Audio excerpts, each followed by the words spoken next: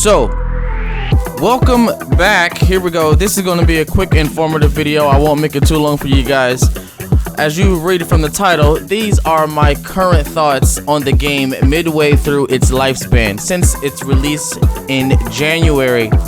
I want to say midway because we're just now getting our Season 1 content, DLCs, and all of the fun jazz, updates, nerfs, buffs, imbalances, bugs, you name it. We getting them all as Tekken fans. So let's go over the first things first. Here we go. I'm going to go over my overall thoughts on the game. First things, honestly, I don't really have a problem with it. However, I can see how people can have issues with it, as in its accessibility. But I will still stand by my original thought, whereas it is easier to play, thus making it harder to win. And I don't understand how that works. However, that is how Tekken has been operating. So the game is more accessible. Things just work that normally wouldn't. I watch all kind of different people's videos where they just go in on the like, oh, this game is for scrubs and how did this work, and that would have never worked in a 7 or a 6. Definitely wouldn't have worked in a tag 2. And I get it, because normally it wouldn't. But all things considered, I want to say that I don't hate that idea, because in a way it kind of forces you to grow even if you're not ready. So growing pains are real. So I'm going to score that maybe 7 out of 10. Not too great, not too terrible. It just is what it is. I can live with it. Now the nerfs and the buffs, they are what they are. I don't care who gets buffed, who gets nerfed. If you're really solid at the game or solid at your game, it doesn't matter the matchup. You may have to work a little harder, but I'm going to say that more times than not, the more experienced player is going to win. And I say that because I just spent a lot of time fighting Leroy's, Zafinas, Ravens, Yoshimitsu's, Jins, more Zafinas. So many characters that I have yet to know the matchup, and Eddie as well. My goodness, like I fight so many of those characters once you get into those god ranks, and it's really just because I don't have the matchup knowledge in 8. And a lot of those characters just got upgraded, especially Leroy. So you kind of have to almost play a flawless game just to be competitive in that setting. So for what that's worth, people like me, I like the challenge because I know I'm up for it. So you want to play? Let's play. Moving on. The connections, I don't think anybody's been complaining about the connections. As funny as it is, people are more complaining about the Tekken shop and how we're getting skins that we got for free in the past, which is valid. All of that's valid. All of those things mean they mean nothing as far as they don't mean much, because if we want to send a message, and this is my only PSA in so many years, you want to send a message to these big CEO companies and you don't tell them what you don't like, don't give them your money. Simply don't give them your money. If you don't like what they're trying to sell you, don't buy it. You know what that tells them? Holy shit, they don't like what we're selling. Maybe we shouldn't sell this shit. Maybe we should do something else, you think? Because I, for one, am not going to spend any money on skins and cosmetics in this game. I just won't do it. I'd rather pay for a character. I'd rather have a stage. I don't know. I'd rather even do custom soundtracks. Definitely, I'm not paying for skins in this game. Even though the Shinobi pack looks cool, nah, I'm good on that.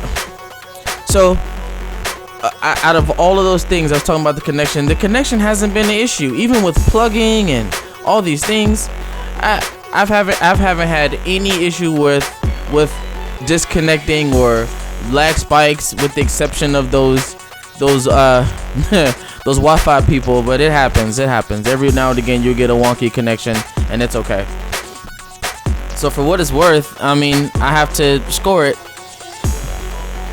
Connections, 8 out of 10. It's pretty good. It's not perfect, because nothing is. However, it's very, very solid, and it's functional. It's more consistent than MK1's connections, which has also gotten a lot better. So for that, I want to say, which segues perfect into the Tekken shop. I have spent 0 time in that Tekken shop.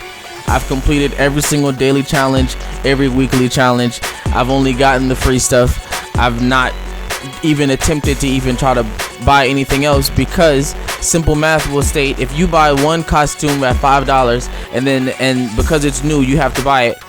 You have to buy it because it's new. I get it. People work on it. They want their money's worth. You know, there's people working at their desk all damn day. You know, they have to recoup those wages. I understand. However, we as the consumer base do not have to spend the money if we deem it unfair and or unsafe, or even like something we don't want. You don't have to put your money there. So I'm not buying it. 0 out of 10 for me. Not happening. So spent 0 time in the shop. Completed everything. For a damn Tekken ball, you out of your mind. It's not gonna happen. Not gonna happen.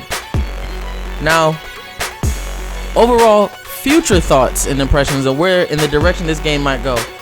I might be one of the few people who were probably underwhelmed at the initial story, and I only say underwhelmed because my expectations were higher than they should have been. It wasn't terrible. I just had higher expectations. I don't even know what I was expecting. Tekken story has always been for the ADHD magnified. Like it doesn't even have a constant continuity. So you looking for a cohesive story, you kind of out of your mind. So the future story DLC, I mean, sure, I'll check it out. However, I don't expect much from it. I can only hope it's good, and maybe we get some cool characters and some cool lore stuff that we don't know before. However, I'm not necessarily playing Tekken for its story. That I think that's pretty obvious. So for the future of Tekken 8, I think is going to stand strong for the next half a decade. I know Harada mentioned something about him wanting to retire after Tekken 9 for the PS6. Yeah, I'm getting way too ahead of myself. As of now, I'm going to just throw some things and hopefully they stick against the wall. Hopefully, just throw some stuff out there. Hopefully it sticks. I don't care for any of this Season 1 DLC. Don't care about Eddie. Don't care about Lydia. If the leaks are true, I definitely don't give a damn about no Marduk. Marduk has always been an asshole, and Falkenram is the only one that's okay. And then I would say, okay, if you're going to add Falkenram, then where's Bruce? Where is Bruce? Can anybody find Bruce? Bruce is like Frank Ocean. It's like just disappeared. Like, what the hell? You wildin'? That's crazy. Okay then. So no Bruce. Falkenram. At least it's not Josie. Okay, and I like Falkenram, at least in 7. However, I'm only curious to see how he would play if this is all contingent if these leaks are true. Now, 2 things. These are 2 characters I would love to see come to a Tekken style game, and I want to say this because I kind of made a video about it when the game first was announced, and I think I'm going to start hammering the point home.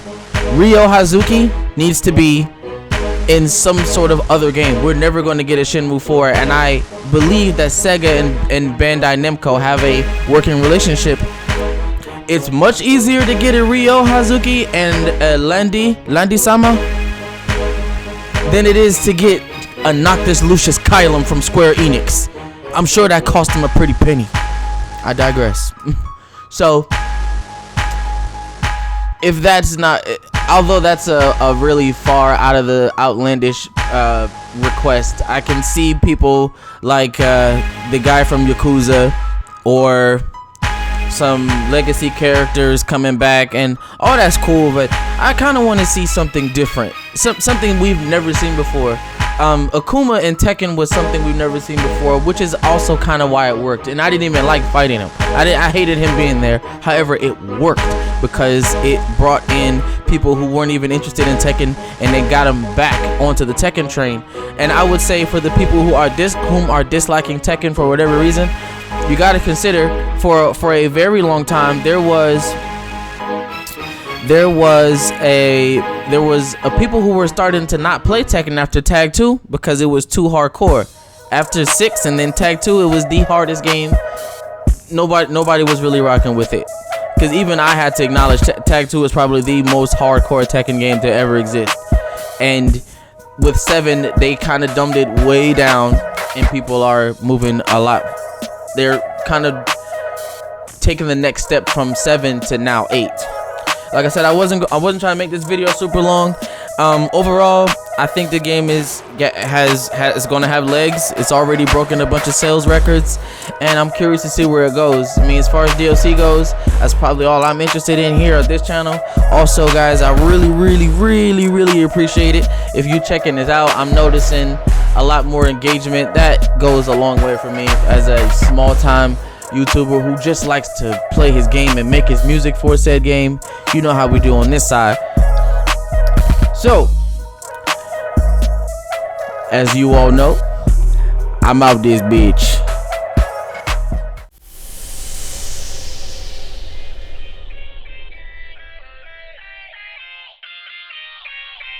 Why